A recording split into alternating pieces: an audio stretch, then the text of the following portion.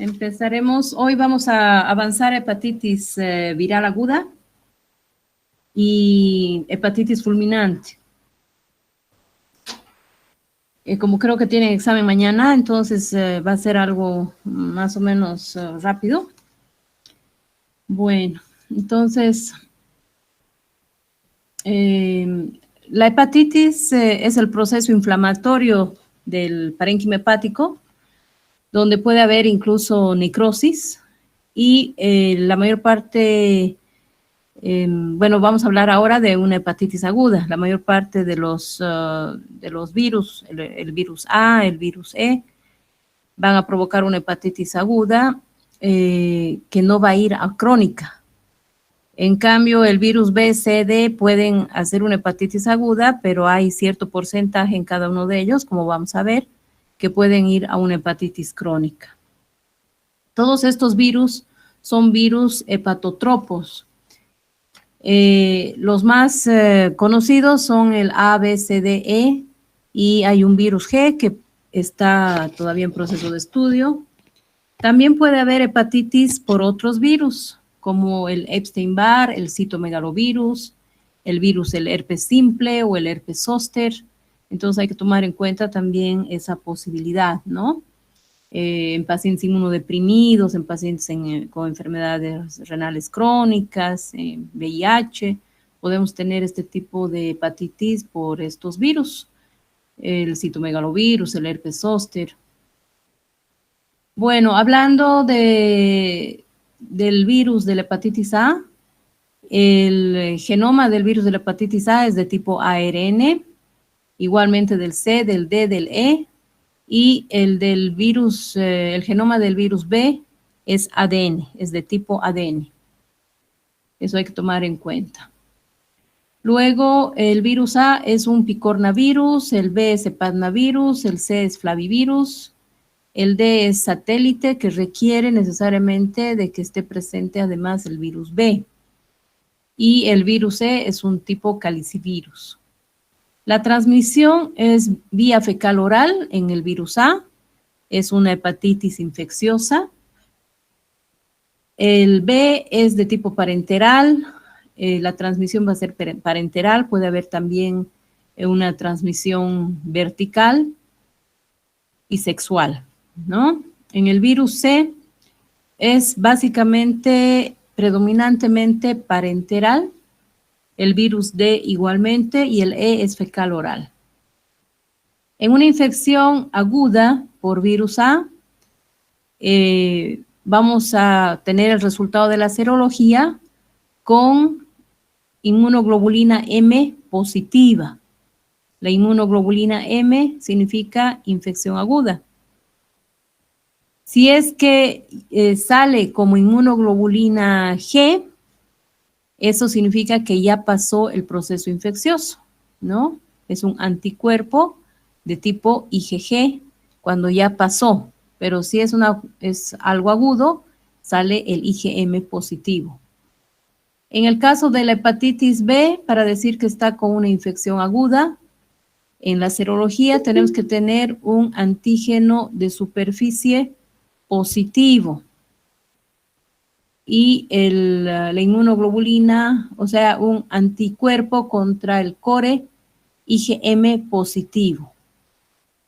Un momentito, voy a suspender porque vamos a invitar, alguien quiere adherirse, creo. A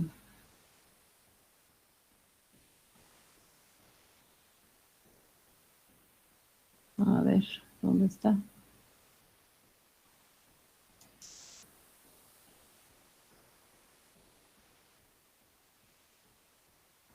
Alguien quería entrar, pero ahora no sale.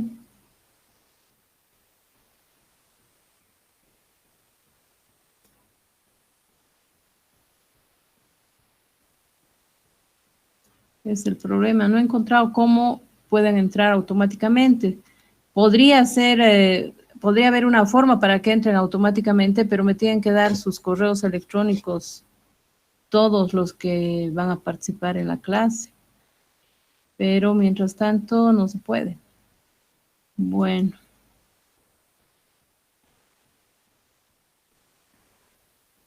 No. Doctora, para la próxima sí no podríamos ver de que, o sea, otra persona admita mientras usted explica. Ah, sí, puede ser. Podemos hacer eso, pero ¿cómo se hace para que otra persona admita? En todo caso, Melissa podría mandarle el link o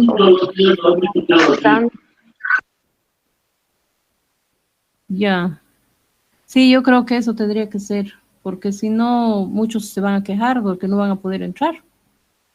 Ahorita alguien ha querido entrar y creo que se ha ido porque no está para querer entrar de nuevo. Bueno, entonces continuaremos. Ahí ven, ¿no? Sí, doctora. Ah, bueno, entonces, en el caso de la hepatitis aguda por virus B, es el antígeno de superficie positivo y el IgM del antígeno core positivo significa que está con el proceso infeccioso.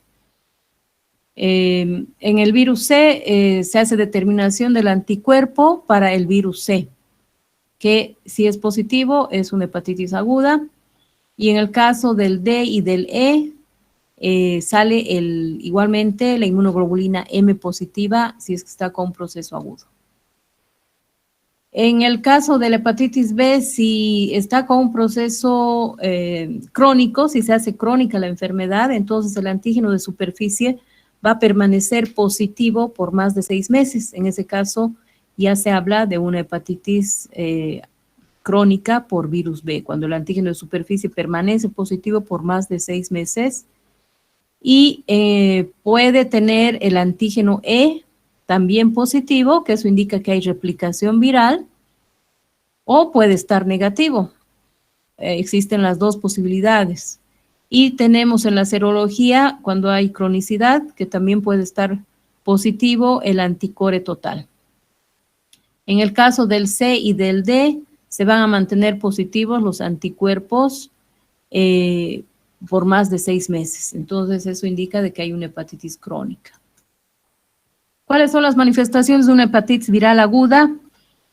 Pueden ser inespecíficas, puede parecer una gripe o pueden estar asintomáticos incluso. Hay una posibilidad de que sean anhistéricos, de que no tengan histericia, pero cuando hay histericia tenemos 3 fases. Una fase preictérica o con pródromos, ¿no? Donde va a tener anorexia, debilidad, adinamia, puede haber algo de náuseas, vómitos, ya cuando aparecen los síntomas, y tiene repulsión a las grasas, y puede haber dolor en cuadrante superior derecho y coluria. En la fase histérica, que es una ictericia de piel y mucosas, esta puede presentarse de 1 a 8 semanas y con hipocolia, puede haber prurito, especialmente si es un tipo de hepatitis colestásica, va a tener mucho prurito. Y podemos al examen físico encontrar un hígado grande y doloroso. La fase de convalescencia es la tercera fase, donde ya no hay ictericia y donde el paciente ya se siente mejor, ya no tiene malestar y va pasando, o sea, ya pasó la ictericia. El diagnóstico entonces se hace por los antecedentes, o sea, tenemos que hacer una anamnesis para ver si es que pudo haber adquirido y qué tipo de hepatitis pudo haber adquirido, ¿no? Si es un paciente que, por ejemplo, es un niño que vive en una guardería, pues es muy probable que tenga una hepatitis A.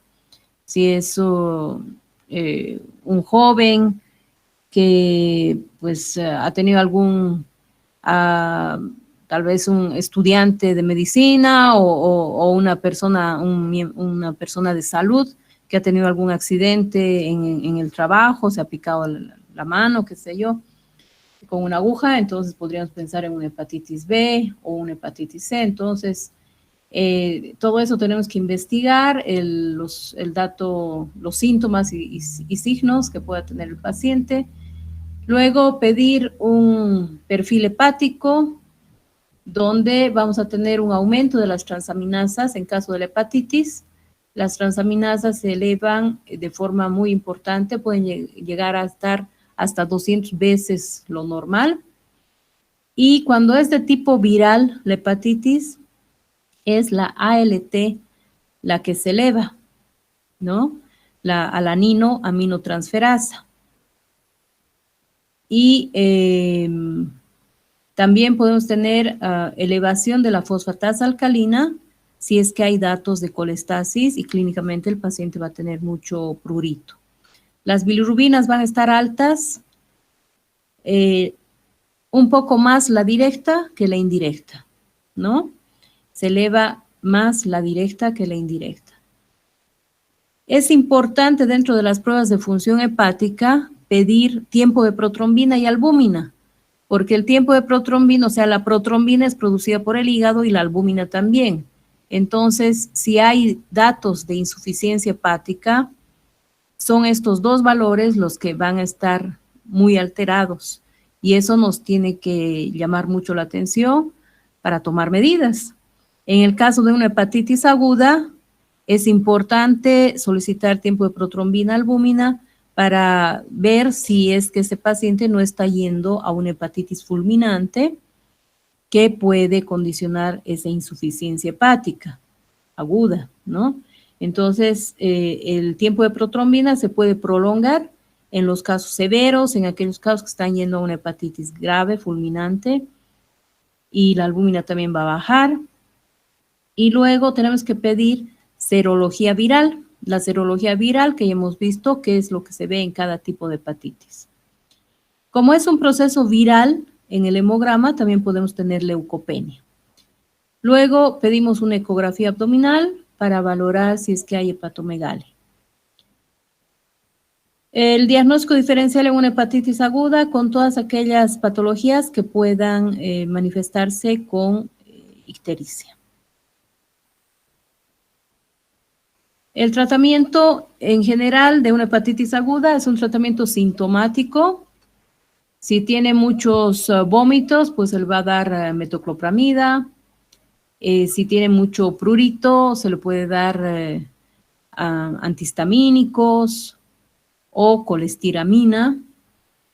Y luego reposo relativo, no tiene que hacer esfuerzos físicos, ejercicios muy importantes, porque además no va a estar con astenia, con adinamia, entonces no va a poder hacerlo. Y como tiene intolerancia a las grasas, de preferencia no se le da grasas para que no vomite, principalmente es por eso, ¿no? Y ayuda en cierta forma a que que se sienta mejor, que tenga más energía, etcétera, el darle dieta rica en carbohidratos, pero no es ley dar ese tipo de dieta en los pacientes con hepatitis.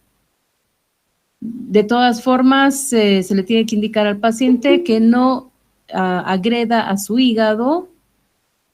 A ver, voy a bajar un ratito, que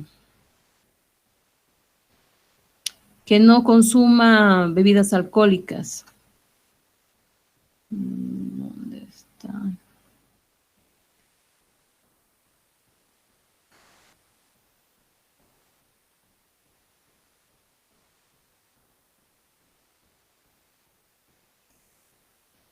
No tiene que consumir bebidas alcohólicas, ni ningún otro medicamento, ni ninguna hierba hepatotóxica. Esa recomendación se le tiene que dar al paciente. Bueno, ¿están viendo ahora? Sí, doctora. Pero en pequeño, no. Sí, sí se ve en pequeño.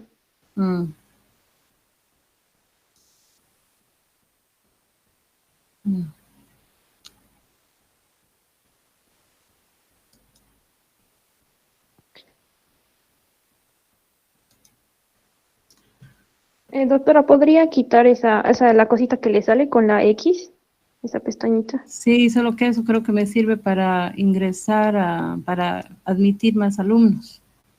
Bueno, Solamente el tratamiento en la hepatitis aguda es ambulatorio, pero solamente se internaría el paciente si es que tiene mucho vómito para pasarle soluciones parenterales, y si es que hay datos de que está yendo a una hepatitis fulminante, si es que el tiempo de protromida se está prolongando, o por la inmunodepresión, porque es una enfermedad viral, presenta una neumonía o alguna infección agregada, ¿no? Solamente en esos casos se tendría que internar. Después el tratamiento es básicamente ambulatorio.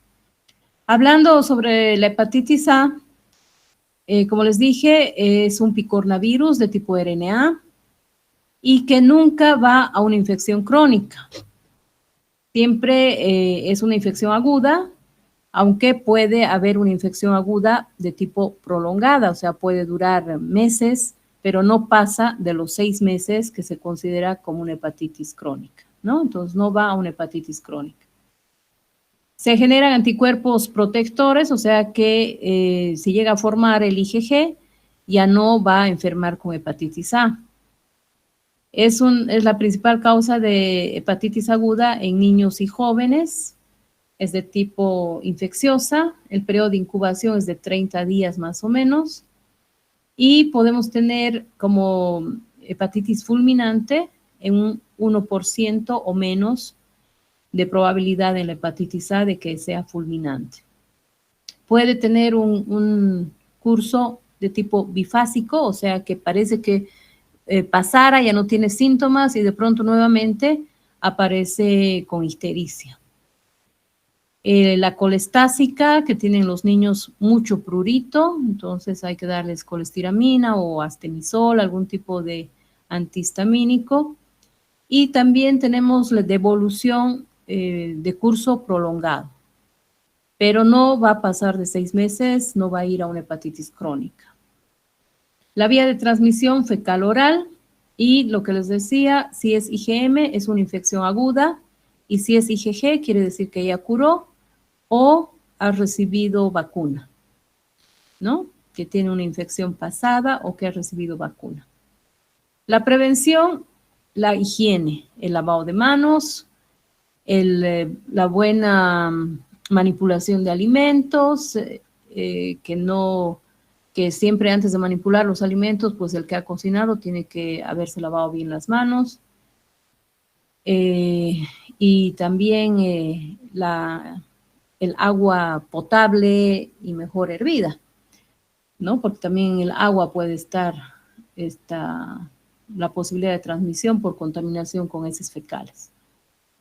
En caso de que en la familia alguien haya enfermado con hepatitis A, se puede hacer una inmunización pasiva a las personas que viven con este enfermo, para que tengan, si es que se han contagiado, tengan una enfermedad más leve.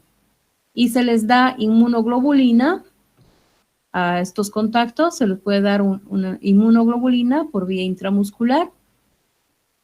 Y también existe una vacuna para no adquirir la hepatitis A en dosis de 1 ml intramuscular y que se puede dar en 2 dosis. Y protege esto por 10 años. Y aquí vemos la ictericia en conjuntivas, en piel, ¿no? Y si ustedes le hacen abrir la boca, ven el paladar, también ahí se puede valorar muy bien la ictericia y en la palma de las manos. Y aquí tenemos igualmente. Esta es la imagen de la coluria, es así como se ve, esto es normal. Y aquí vemos que tiene un color como té cargado, que se puede presentar también en este problema. Y aquí vemos que puede transmitirse por agua, por alimentos o de persona a persona. Se eleva sobre todo la ALT, ¿no? La alaninoaminotransferasa, es un virus del tipo RNA y que en etapa aguda es IgM y luego ya cuando pasa la infección aparece la inmunoglobulina G.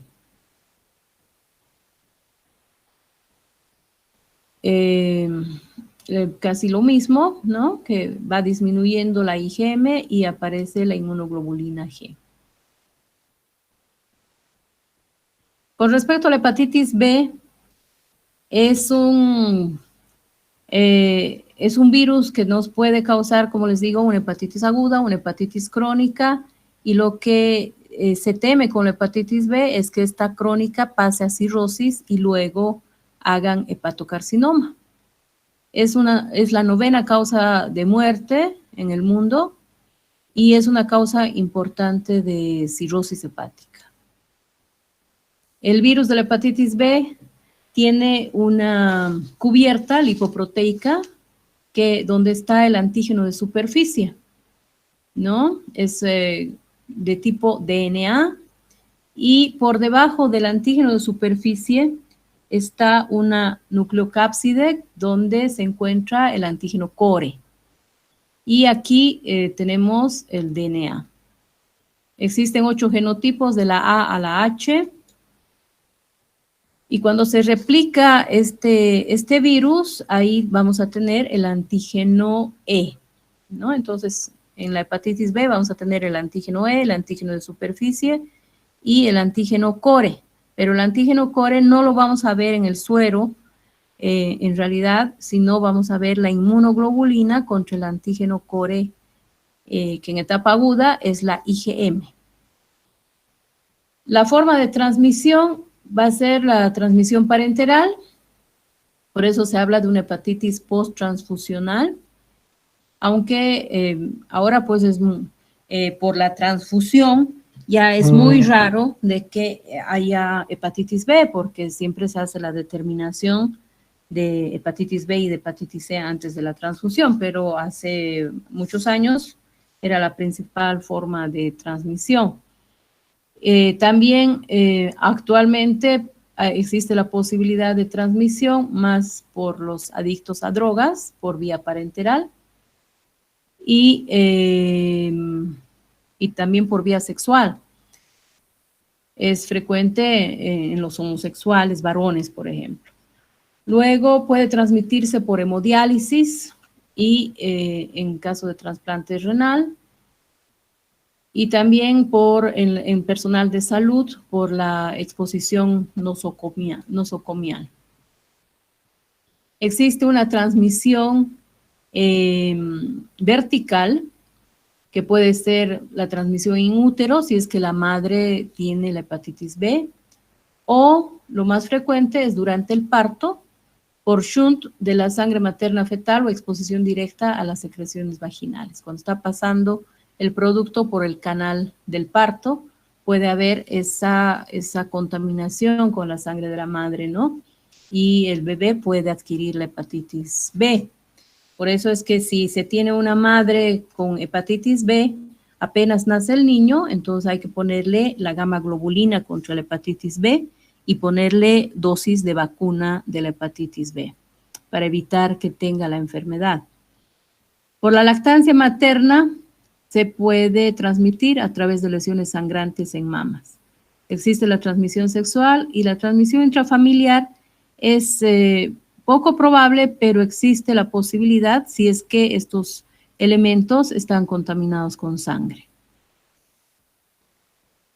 Aquí ven la prevalencia, es alta en África y sobre todo en Asia, y en Sudamérica pues más vemos en Perú, Brasil, está incluida Bolivia en la parte norte de Bolivia, pero la prevalencia más bien es más o menos baja, felizmente, tanto de la hepatitis B como de la hepatitis C en nuestro país. La incubación es de 30 a 180 días y los síntomas van a ser los mismos que ya hemos descrito en una hepatitis aguda, donde puede haber ictericia, coluria, colia y va a haber hepatomegalia por el proceso inflamatorio. Y esta es la serología de la hepatitis B, que es un poco complicada de entender y de interpretar.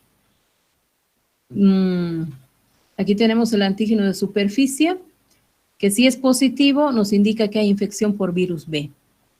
Si es positivo por más de 6 meses, es una infección crónica. Y en la serología, si nos sale un anticore IgM, significa que está también con infección aguda. Y si ya desaparece el IgM, aparece el IgG y este se puede mantener de forma prolongada positivo, pues con un antígeno de superficie positivo, eso quiere decir que hay una infección crónica. Si hay replicación viral, va a estar el antígeno E positivo. Y cuando ya está pasando la infección aguda, cuando el mismo organismo está venciendo al virus, en caso de una hepatitis aguda, es el mismo organismo el que va a vencer al virus, va a aparecer el anticuerpo y va a desaparecer el antígeno. Entonces aparece el anticuerpo contra el antígeno E y posteriormente aparece el anticuerpo contra el antígeno de superficie si es que pasa por completo la infección y el paciente adquiere inmunidad. Entonces eso significa que ya se curó.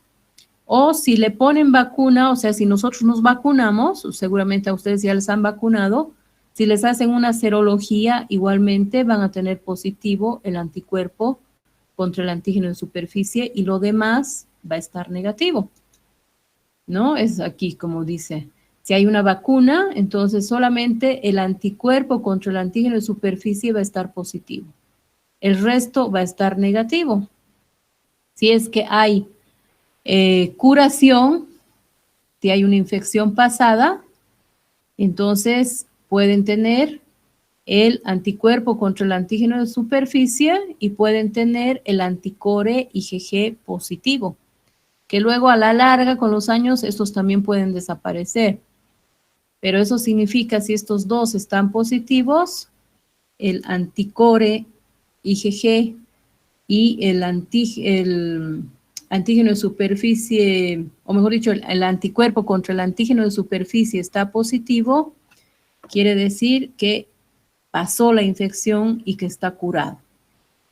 Si es crónica, si es una infección crónica, el antígeno de superficie va a estar positivo por más de 6 meses, ¿no? El antígeno de superficie va a estar positivo y el anticore IgM puede estar positivo y también el IgG va a ir apareciendo. Estos dos pueden estar presentes.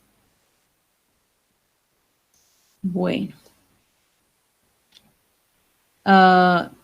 Similar, tenemos, si es una infección aguda, el antígeno de superficie positivo, puede estar el antígeno E, y si hacen una determinación de DNA, esta va a estar presente, el DNA viral. Entonces se pide carga viral y el laboratorio nos indica cuánto de carga viral tiene, o sea, cuantifican el DNA y nos dan ese resultado. Eso se solicita cuando tenemos una hepatitis crónica para dar el tratamiento. En realidad, la hepatitis aguda hay que esperar, el tratamiento es sintomático nada más, hay que esperar que el mismo organismo venza la enfermedad.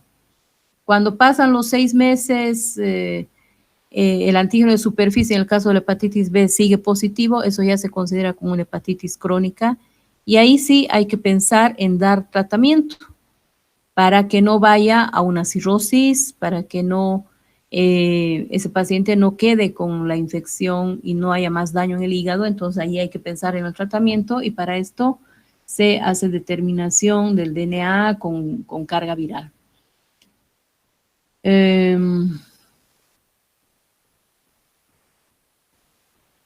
Cuando está yendo a la cronicidad, aparece se hace negativo el antígeno E y va a aparecer el anticuerpo.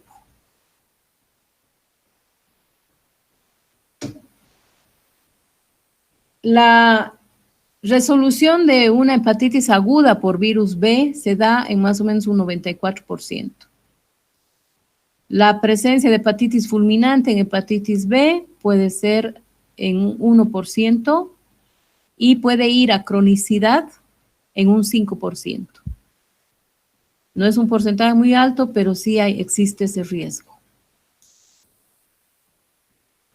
Y en caso de que la infección se haya dado por vía perinatal y no hayan dado al bebé apenas ha nacido, en las primeras 12 horas de nacido, se le tiene que dar la inmunoglobulina o la gamma globulina y se le tiene que dar una dosis de vacuna contra la hepatitis B para que no haga la enfermedad, el bebé, ¿no? Si es que su madre tiene la hepatitis B, puede hacer la enfermedad. Entonces, para evitar que ese bebé tenga la enfermedad, se le tiene que dar estos elementos apenas nace dentro de las 12 horas después de nacido, porque si no, ese bebé tiene el riesgo de ir a una hepatitis crónica en un 90%. Y una hepatitis crónica va a evolucionar a cirrosis hasta en un 20%, y en ese hígado cirrótico puede aparecer hepatocarcinoma en un 6 a 15%. ¿Cómo se controla la transmisión? Siempre antes de transfundir, pues hay que buscar si no hay hepatitis B en esa sangre, ¿no? Luego, evitar la transmisión sexual, tomando las medidas necesarias de protección. Evitar los pinchazos, tener mucho cuidado cuando uno trabaja en hospitales. Y la vacuna. La vacuna es sumamente importante. Todos ustedes tienen que estar vacunados. Entonces, la inmunización pasiva es dar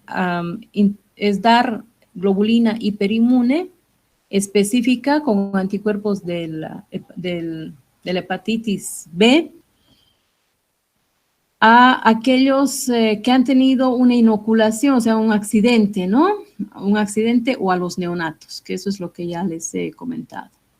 Y la inmunización activa con la vacuna para la hepatitis B en 3 dosis, al inicio, al mes y a los 2 meses. La protección es de 10 años, puede ser más, pero es mejor si trabajamos en salud, cada 10 años hacernos vacunar con las 3 dosis. La hepatitis crónica sí se trata con antivirales o con otro tipo de medicamentos que ahora han aparecido, que actualmente el que mejor está respondiendo es el tenofovir y el entecavir, ¿no? Estos dos son los que se están utilizando actualmente con buenos resultados para la infección, para el tratamiento de una hepatitis crónica por virus B. Y aquí también están con datos de la dosis. En este caso, para la hepatitis C, se utiliza el PEG interferón, la ribavirina, pero de eso vamos a hablar posteriormente, porque también ahora ya han aparecido otros medicamentos para la hepatitis C que son más efectivos. La hepatitis C es un flavivirus, también es del tipo RNA, el periodo de incubación de 15 a 160 días, y se transmite principalmente por sangre, ¿no? Por la transfusión, por vía parenteral, inyección de drogas, puede ser por diálisis, aunque se cuida mucho actualmente para que no haya esa transmisión. Poco probable por relaciones sexuales, pero existe la posibilidad. Al compartir elementos de uso personal que estén infectados, que estén con sangre, y madres infectadas con hepatitis C, o sea que también puede haber una transmisión vertical. La prevalencia de la infección con hepatitis C es más o menos de 4 millones de personas en los Estados Unidos. Se calcula que 100 millones existen de portadores crónicos en el mundo, y puede ser silente, o sea, puede no tener ictericia, puede no tener mucha sintomatología, Incluso se considera que si hay un paciente que refiere astenia, dinamia, medio que tiene cansancio, refiere cansancio, entre todos los exámenes que se le tiene que pedir además una serología para hepatitis C, porque puede existir esta enfermedad y que esté dando esa única manifestación.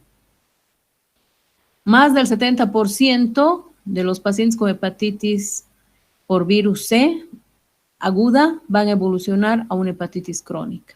O sea, mucho más que lo de la hepatitis B, ¿no es cierto?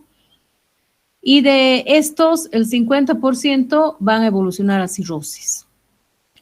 Y cuando ya está en etapa de cirrosis, pues puede ir a un hepatocarcinoma. Aquí pusimos fue la primera causa de trasplante de hígado en los Estados Unidos, porque actualmente ya existen medicamentos que curan la hepatitis C. Hace unos 10 años, pues era la primera causa de trasplante de hígado en los Estados Unidos, la infección por virus C. Pero ahora ya hay medicamentos que evitan que la hepatitis evolucione a cirrosis y evita que requieran trasplante de hígado. Los síntomas son similares a lo que ya hemos visto. Y la serología, como les dije, es el anticuerpo contra el virus de la hepatitis C positivo. Nada más así nos dicen el test de ELISA, nos va a dar ese resultado. Aquí no hay IgM, IgG. En la hepatitis C nada más es anticuerpo contra el virus de la hepatitis C positivo o negativo. Y si es que queremos corroborar que tiene la hepatitis C, podemos pedir una prueba de reacción en cadena de polimerasa para hepatitis C que nos va a determinar el RNA del virus C.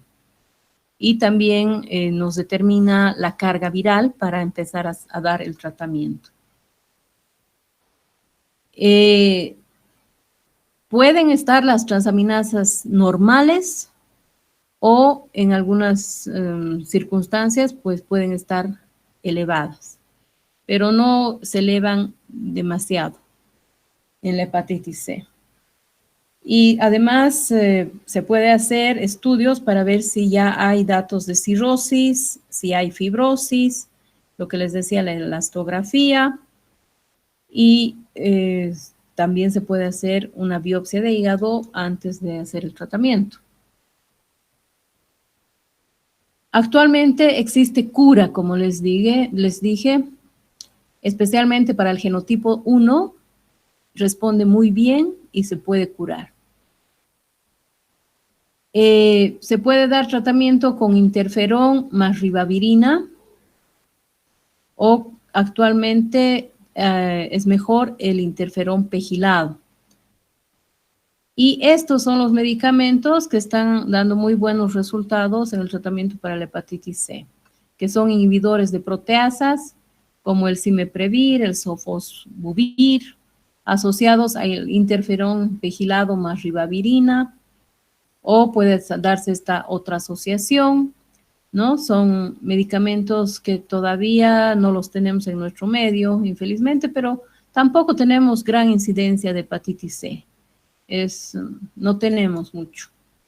En cambio, en Estados Unidos, en México, hay bastante. Entonces, se les da estos medicamentos y se hace carga viral previo a dar el medicamento y luego se repiten las cargas virales y se comprueba si ha habido respuesta virológica sostenida. Esto quiere decir que ya no hay el ARN del virus a las 12 y a las 24 semanas de interrupción del medicamento. Y luego se hace monitorización anual para ver si no ha habido una reactivación. Con respecto a la hepatitis D, esta hepatitis D necesita necesariamente de que exista el virus B. Entonces, su periodo de incubación es de 30 a 140 días. Hay una prevalencia global de 5%. Y puede existir una coinfección, o sea que pueda adquirir el virus B y el virus D al mismo tiempo. O puede ser de que sea un paciente portador de virus B y que haya una sobreinfección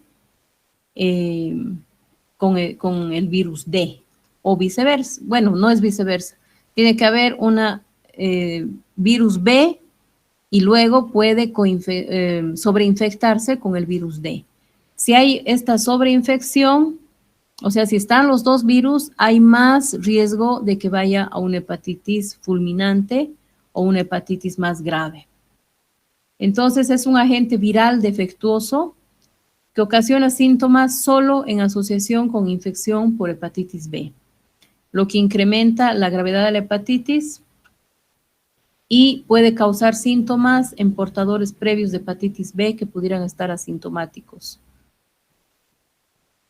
Entonces, vamos a tener, si hay una coinfección por hepatitis B y D, vamos a tener el antígeno de superficie positivo, puede haber antígeno E positivo, va a haber determinación de DNA para el virus B también, va a estar presente el DNA, y vamos a tener el anticuerpo para el virus D, ¿no? De tipo IgM, con elevación de la alanino aminotransferasa.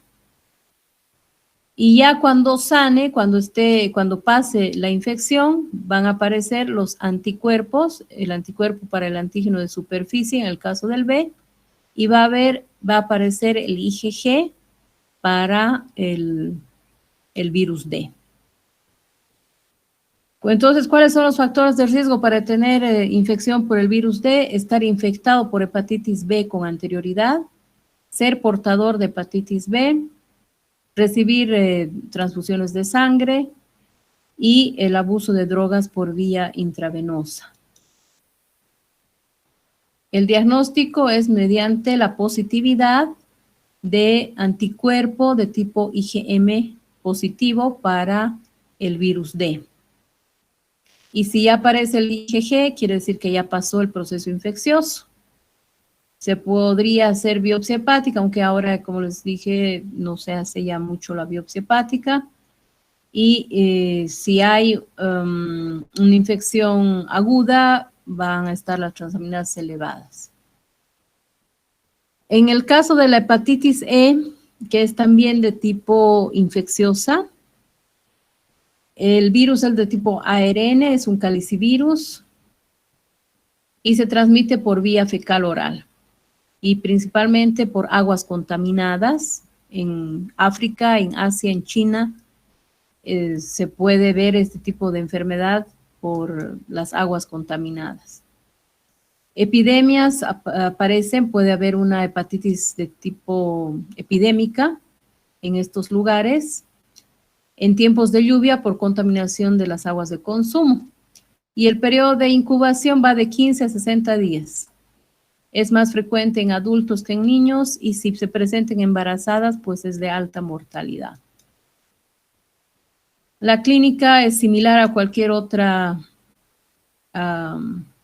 hepatitis y el diagnóstico mediante la serología para hepatitis C, donde si es aguda vamos a tener el IgM positivo.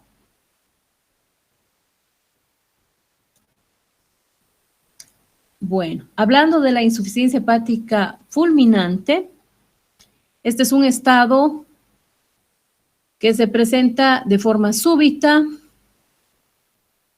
donde va a haber una necrosis hepatocelular masiva, difusa, que se va a manifestar con ictericia y la presentación de encefalopatía hepática.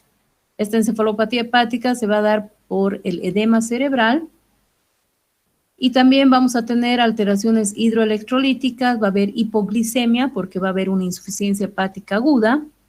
Entonces el hígado tiene que ver también con la producción de glucosa Por lo tanto, estos pacientes van a tener datos de hipoglicemia y va a tener compromiso de otros órganos también. Puede haber una insuficiencia respiratoria, una insuficiencia renal, van a tener hipoxemia. Y otra característica para pensar de que es una insuficiencia hepática aguda es que el tiempo de protrombina se va a prolongar de forma importante. El hígado que estaba normal puede volverse pequeño y pueden tener ascitis, coma profundo y llegar a la muerte en un 90% de casos. La mortalidad es sumamente alta. Entonces, en otros países donde hay trasplante hepático, vigilan muy de cerca a pacientes que tienen hepatitis con riesgo de hacer una hepatitis fulminante. Por ejemplo, pacientes que han consumido acetaminofén, pacientes que han consumido herbolaria, algunas hierbas que les han provocado la hepatitis, o pacientes con hepatitis aguda viral. Los vigilan muy de cerca, les piden pruebas de función hepática frecuentemente y ven el tiempo de protrombina, la albúmina y valoran si hay datos de encefalopatía hepática.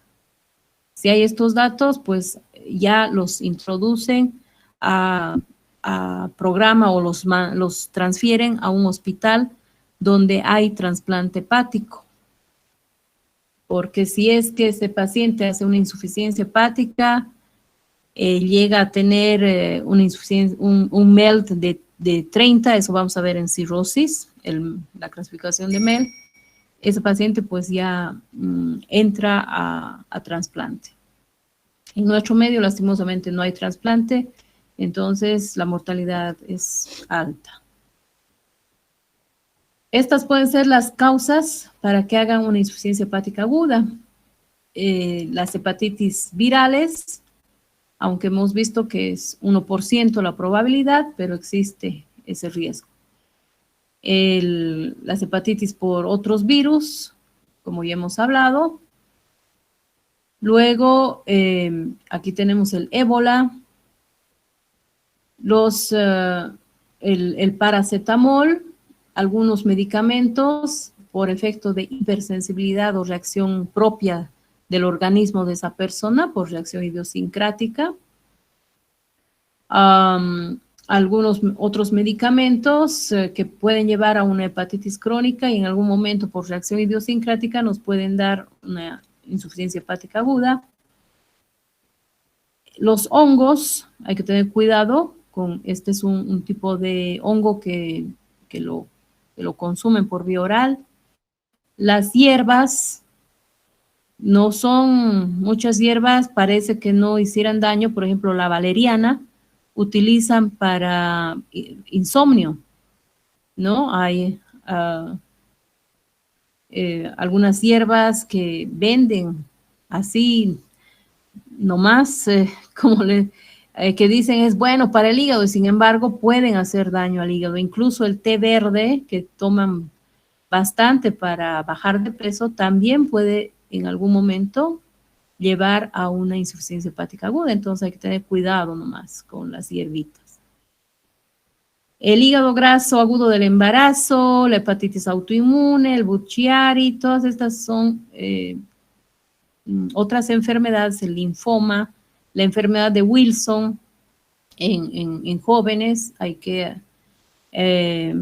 buscar la enfermedad de Wilson si es que está entrando a una insuficiencia hepática aguda también y no hay las otras posibilidades para darle de penicilamina, que es el tratamiento, y evitar que progrese este problema. El tratamiento es en unidad de terapia intensiva. Se tiene que tratar de hacer un diagnóstico precoz para que ese paciente pueda ir a un trasplante de hígado si es que empeora. Si es por drogas, si es por el acetaminofén o por algún otro medicamento que de tipo idiosincrático le haya hecho daño, entonces hay que suspender ese agente causal. corregir el trastorno metabólico, corregir la hipoglicemia, la falla renal, el trastorno de coagulación, la encefalopatía hepática, el edema cerebral. Como es por edema cerebral, esta encefalopatía, esta alteración de conciencia, entonces se le da manitol, se le hace tratamiento con manitol. Si es que hay algún proceso infeccioso, tratar esto, evitar los hepatotóxicos. Y se puede intentar hacer plasmaféresis. Lo que tenemos aquí es la plasmaféresis, que se intenta hacer esto, pero no siempre los resultados son satisfactorios. Y lo que sí le salva al paciente es el trasplante de hígado. Eso es lo que le puede salvar. Si tienen alguna pregunta, aquí terminamos.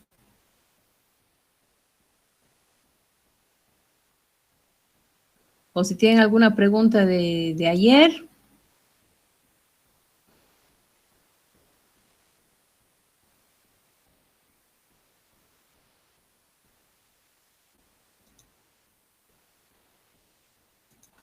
¿Tienen alguna pregunta, chicos? Entonces, que les vaya bien. Mañana nos vemos hablamos a las 7, ¿no?